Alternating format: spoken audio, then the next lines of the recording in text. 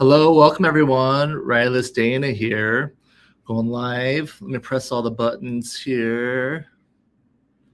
There we go, live on Instagram as well. I believe we're live on Instagram, Facebook, YouTube, and LinkedIn. So let us know in the comments where you're watching from.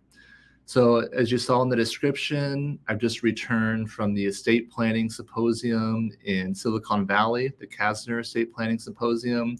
So I wanted to share some of the things and some of the thoughts I had while there. So let me share my screen. So before that, one of the things I'll be, I want to let people know about is the Private Mott Legal Attorney Group. It's got a new home.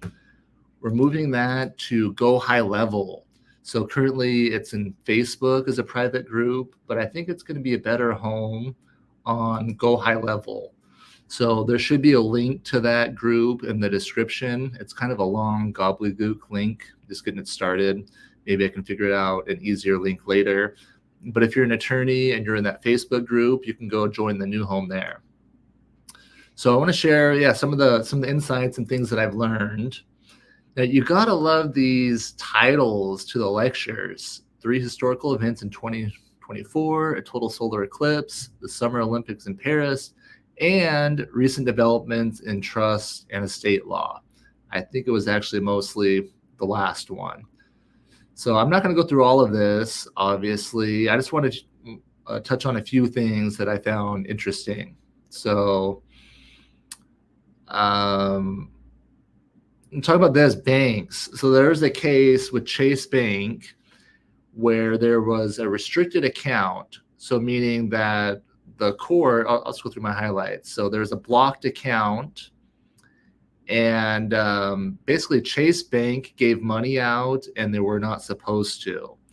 And as they should have, the court found that Chase does have liability for that. If you have a blocked account, then you got to follow those rules.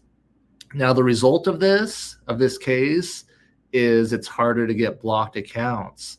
I'm dealing with a client that needs a restricted account right now, and it's been pretty tough to find a financial institution that will do it. So this makes sense. It's part of the reason why it's so difficult. More liabilities for the banks.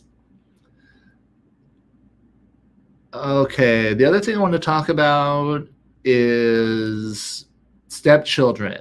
I found this interesting. So there was 2 different California cases on this last year. And I know I mostly practice in Arizona. I'm also a California attorney. I practice there too. But the reason I'm talking about this is because we could be seeing this trend in Arizona and other states.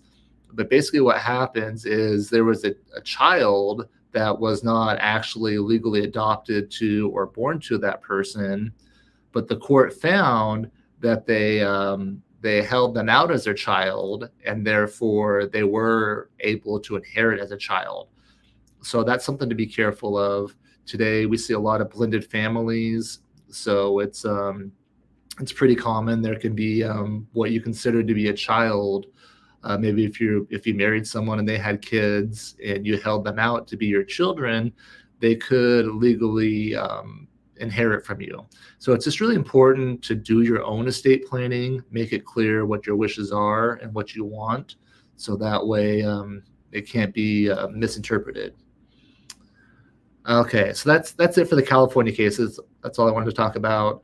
They spent some time talking about, oops, we don't want to go there yet. About, oops, what did I do? Stop screen share.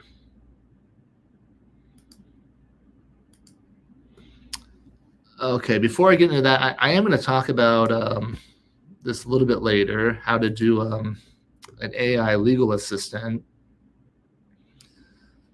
The next thing I want to talk about here is this California directed trust, or just directed trust. So a directed trust, I thought this was interesting before we get into that. GST laws, these major tax laws, were rewritten in 1986. So it's been a long time. That's been kind of the established tax system was set up in 1986. this is a good presentation. They're comparing California against other cases or against other states. There's a lot of other states that have different laws, but California is a very, very different. They haven't, they still have the rule against perpetuities, no self-settled spendthrift trusts in California, no silent trust. I'd never heard of a silent trust until that, but I guess a silent trust is where you don't have to tell the beneficiary that they're a beneficiary. You don't have to tell them about the trust.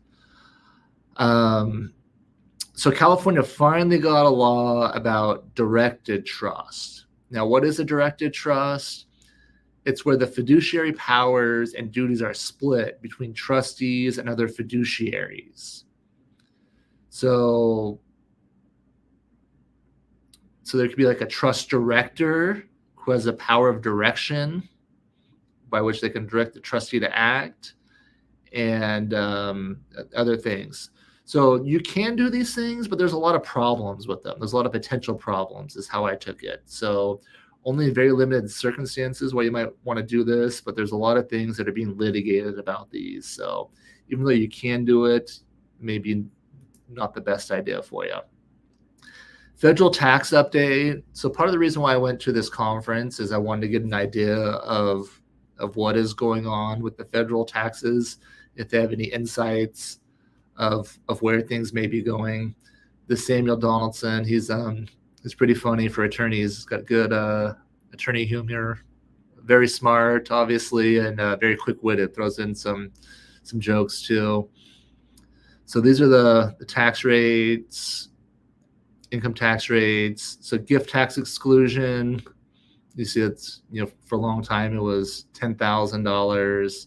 It's gone all the way up to $18,000, meaning you can give $18,000 in a single year without having to file a gift tax return. This exclusion amount, so this is the exclusion against the death tax or the estate tax. You can see it was doubled in 2017 from 5 million to 10 million.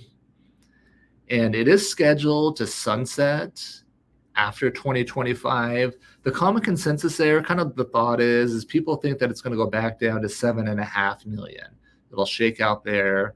So meaning that if you have more than 7.5 million, you'll be subject to the estate tax. Or a married couple can file, a married couple, they each have their exemption. So 15 million for a married couple, or 7.5 million is where that's expected to go. So, all right. So one of the things I'm going to be showing in this attorney group is how I built an AI legal assistant. This has been one of my favorite AI tools to research things. I'll show you a couple examples. So during that presentation, I was listening to about California directed trust. I asked, if Arizona has a directed trust law, and we do. So Arizona does have a statute.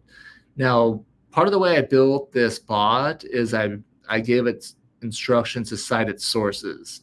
So then I can go through and cite the actual sources and make sure it's not just AI hallucinating.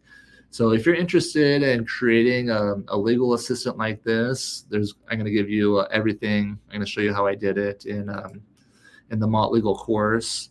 So you can upload forms, different text, as well as websites. So now that I got back from this conference, I'm going to be updating my legal assistant with this good info about the new California cases. So this will keep my my AI bot nice and smart, make sure it knows all these recent California cases. Then if I have a question, I can ask it and it will pull from all that information. So I hope you found this interesting. Let me know what other topics you'd like to hear about, and I hope to see all the attorneys in that private group. We'll see you next time.